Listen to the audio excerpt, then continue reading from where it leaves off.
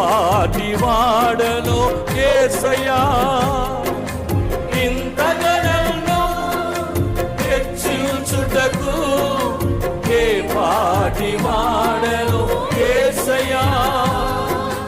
నీ కృపకు ఎల్లప్పుడు కృతజ్ఞుడను, నీ కృపకు ఎల్లప్పుడు కృతజ్ఞుడను. పాడదాం. కృపయే కృపయే నేనేమై ఉన్నాను, నీ కృపయే. చెప్పండి.